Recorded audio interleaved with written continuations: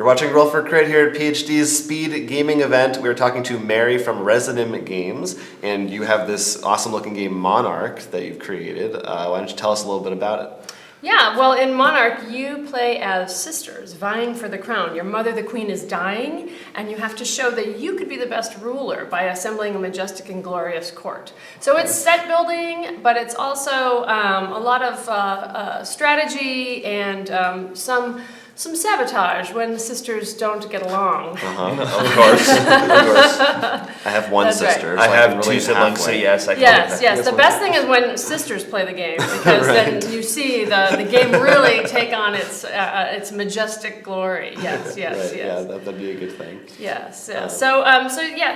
It's unique for a number of reasons. First of all, everyone notices the art, right? The art is really beautiful, and I don't know if you can take a look at some of these cards. We've got automaton and gazing glass, and the world is really built up to be quite beautiful. These are land upgrades, and these are court cards, and these are the kinds of things you would assemble in your court if you are going to show that you could rule very well. So you might also collect garments that are very regal and glorious, as well as exotic animals, who are treated fairly. That's good. Disclaimer. Yes, disclaimer. Now, occasionally what happens is in the market row, when people are purchasing things, events come up. And these are interesting because they allow sisters to work together. Sometimes bad things just happen and sisters lose their gold.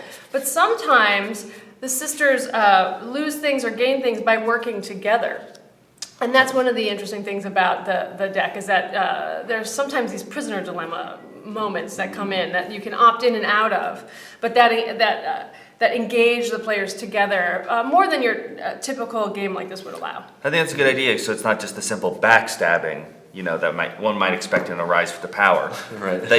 And if you think in the actual situation, the mother would expect to see some cooperation. Right. Shows a ruler. And of course, it's not Game of Thrones. It's a different take on power. So, for example, not everyone's dying. Right. Instead of killing your sister to sabotage her, you might like her actually, but you might send her unwanted guests, like this boorish uncle who count against her. So there's a jealous cousin who comes over, and like these people who invade and distract your other sisters while you That strategically move sounds forward. great. Like, we're gonna have Thanksgiving at your place. By the way, the creepy uncle's coming. That's exactly the tone I was trying to go for. Yeah. Perfect. So it's been doing really well, and it was just on. We just shot tabletop last weekend. Oh, wow. Yeah. Yeah, Wow, so that's why I know congratulations. several Wills. Right. All people in gaming are. I'm going to change my name to Will. He's with two L's, though. That's how you That's tell the okay. difference. Every will has to have a different number of L's. It's a well-known fact among wills. What about a 3L? There's currently up to 18 L's. Perhaps you'd like to be a Kickstarter backer on the next in the series. It's imagined as a trilogy. I'm not going to tell you what happens, but we will have all the unwanted guests in the game are actually Kickstarter backers.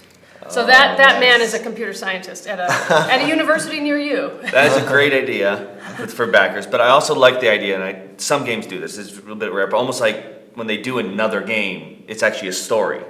Yes. I think that, and I mean, you already set up with a beautiful idea for a story. I can't wait to see what happens. I also have been writing folktales for I have a print-on-demand folktale book that comes with the world, and I accidentally started writing a novel based on. When you're in this world, it makes perfect sense to me, so I'm just going with it. Happens to the best of us. No, That's right. We've started D&D, and Jonathan's like, just do what you want. I'm like, okay. So my backstory, I wrote a whole thing for him. He's just like, where did you find all this? I'm like, I just kept writing. Like 18 Right, things come out. Yeah. So, and also what's really great is to hear fans talk about it that way. That it's triggering storytelling among fans. I mean, Christmas days, people were posting things about we played 7 times, and this sister did this to and they created an entire world out of the gameplay sessions as well. So that's really interesting to me. Any idea when the Nightlight Kickstarter will launch? Well, I'm looking at early next year. I'm trying to let this one breathe. It just kickstarted February 2015.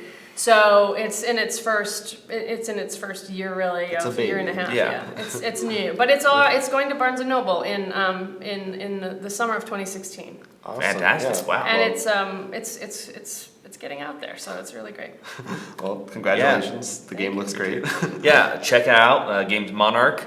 You'll be getting its sequel later on next year.